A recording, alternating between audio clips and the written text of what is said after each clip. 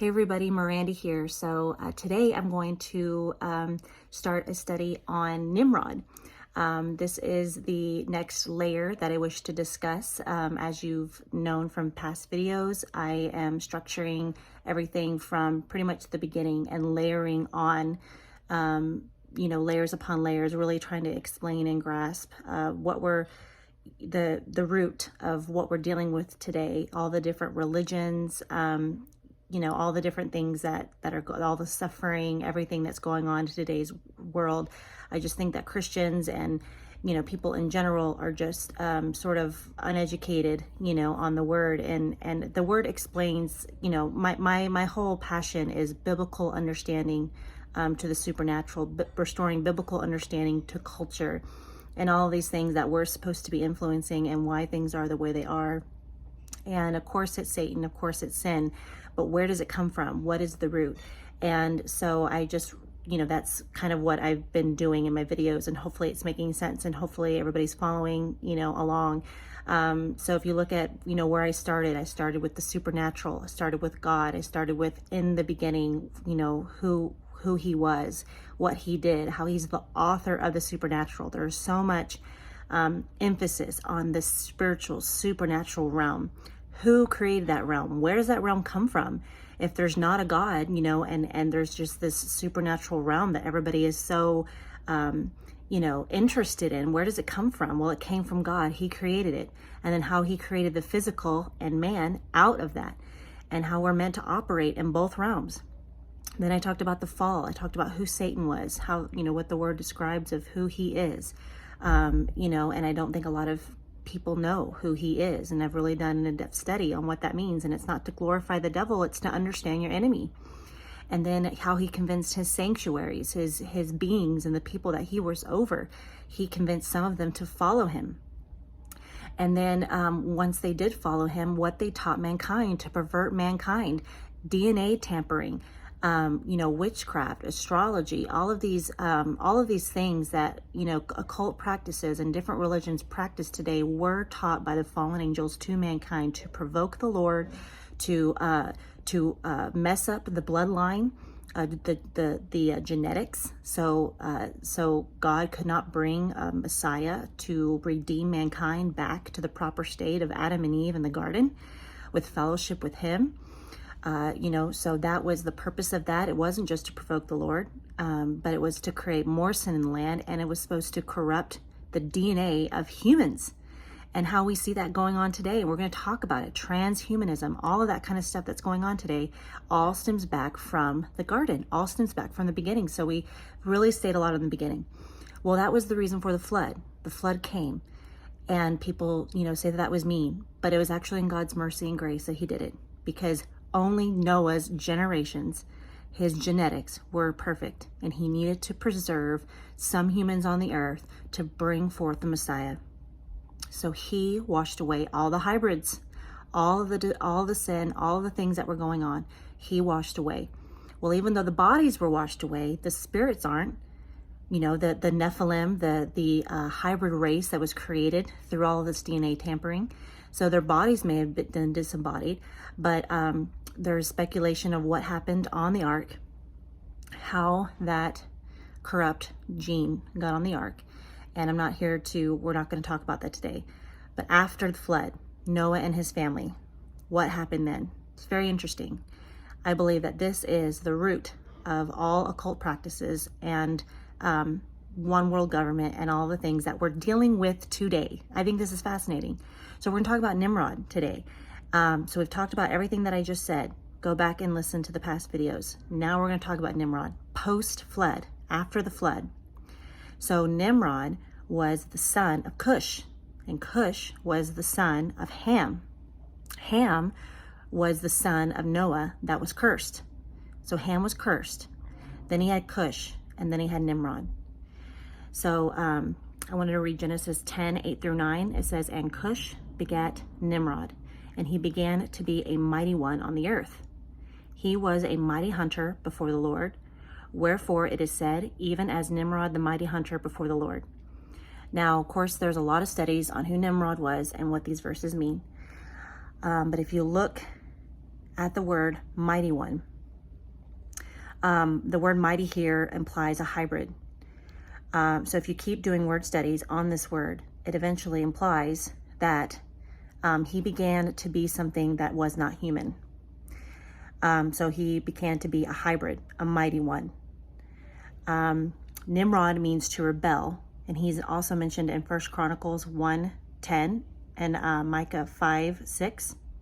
In Genesis 11:1 through 4, it says, "And the whole earth was of one language and one speech.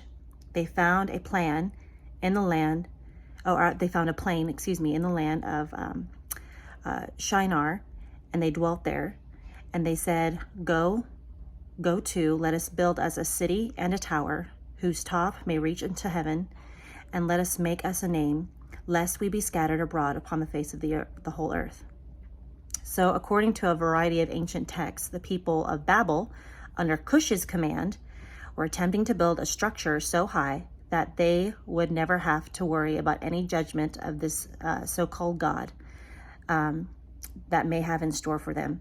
So obviously the evil that was going on pre-flood kicked up again and started going on post-flood.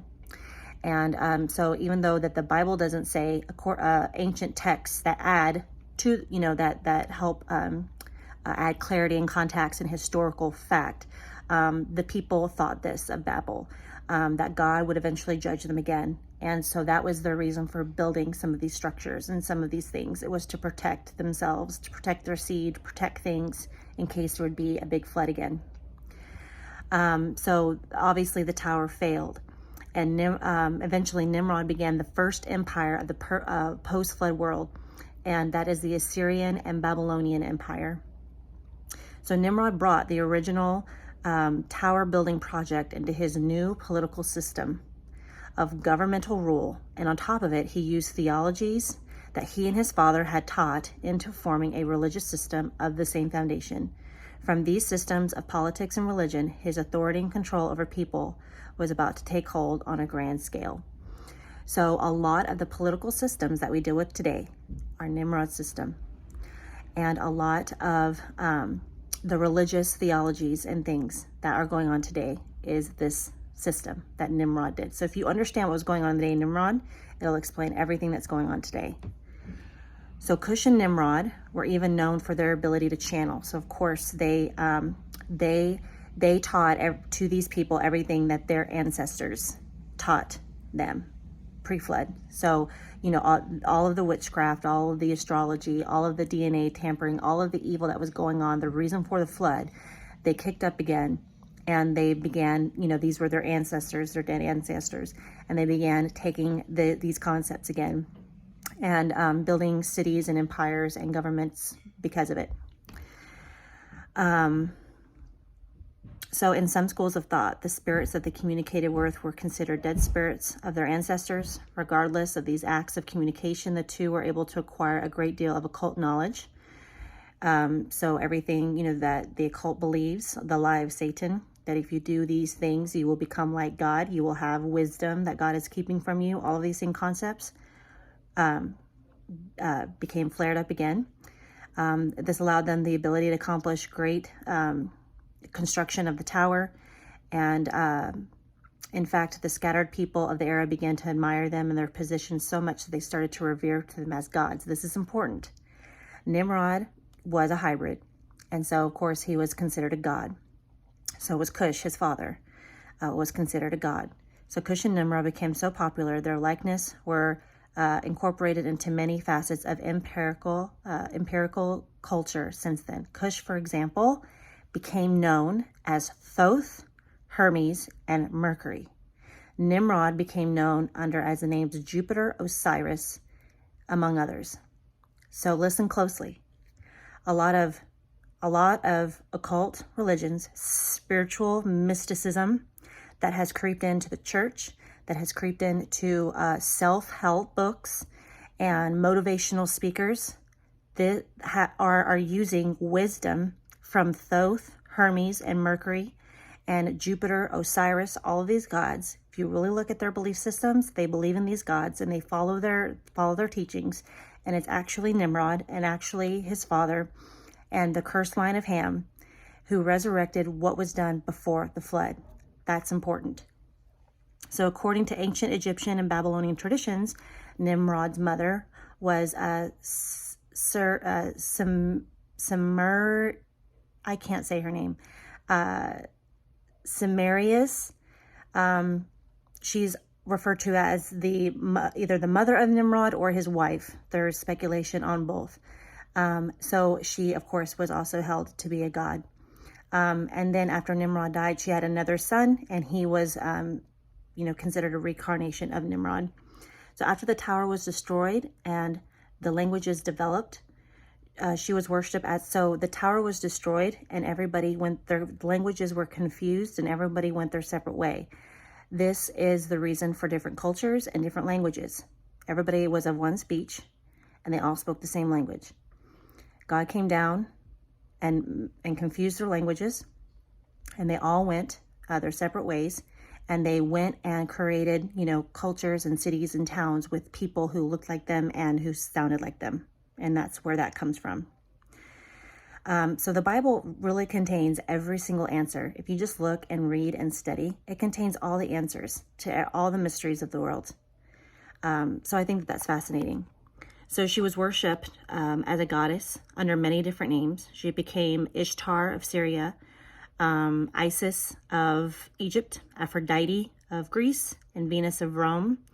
So notice how each culture, people think that each culture had their version of their gods. No, they were the same gods and goddesses, called different names depending on the culture.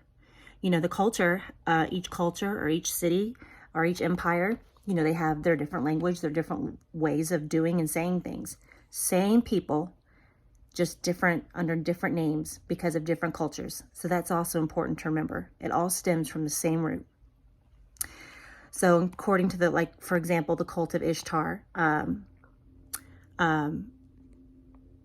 this Nimrod's wife's other son was conceived of a sunbeam, which is a counterfeit version of Jesus's, virgin birth.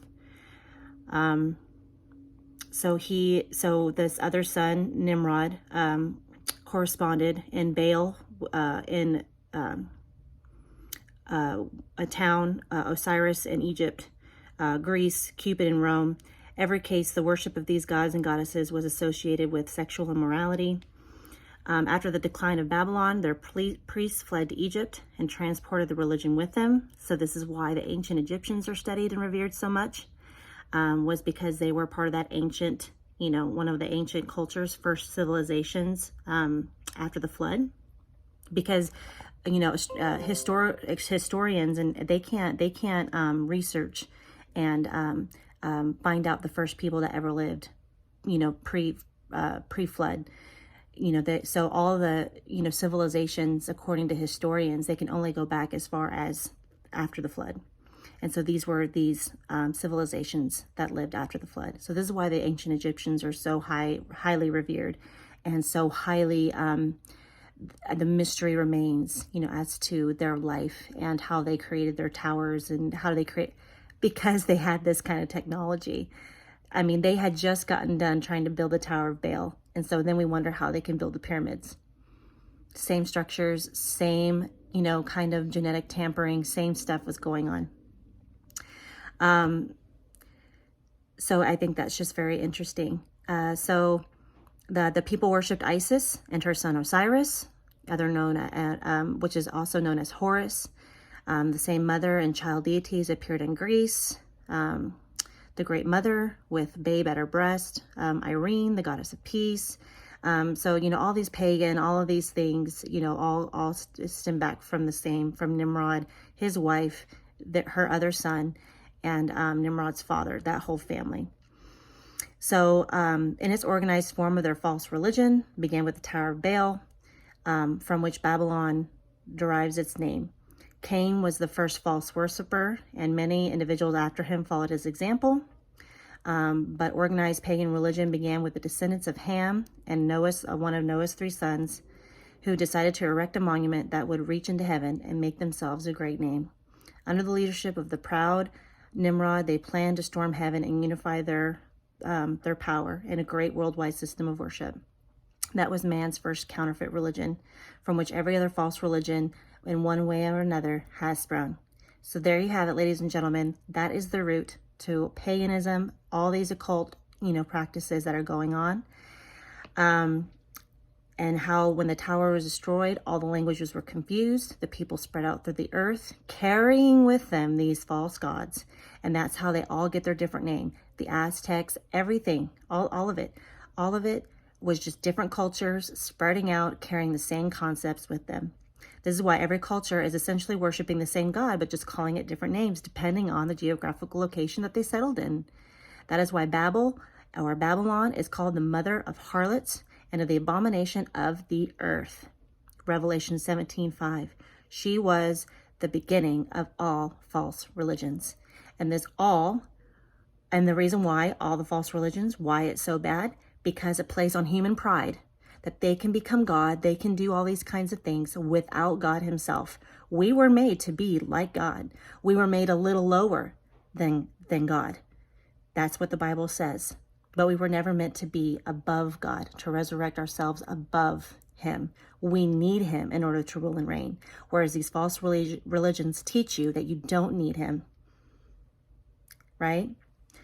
So Nimrod is the founder, ultimately, of the occult. And Babylon is the same kind of spirit, the same kind of governmental force that you now see operating in this world. In America and China and all this one world, they're all trying to resurrect Osiris. They're trying to resurrect Nimrod. They're trying to resurrect this one world government. It's not a conspiracy. It started in the Bible. He was the ruler of all the kingdoms. And this is how it started. And this is what they're trying to go back to. Same spirit, the spirit of Satan, the serpent's seed. And so that's what this is. Next, we're going to go into Gilgamesh, because Gilgamesh is a pivotal figure in some of these ancient civilizations. And Gilgamesh was the first Mason. And so we're going to go into the correlation there and how that was actually Nimrod as well. So Nimrod essentially was the first Mason. Again, founder of all secret societies, cultism, everything. So that will be the next video. And then the next one after that will be Nimrod and Abraham, because this is where Abraham comes in and how God made a nation out of him to counteract the other nation and how important that is and the lessons we need to learn in that. So until next time, we'll see you later.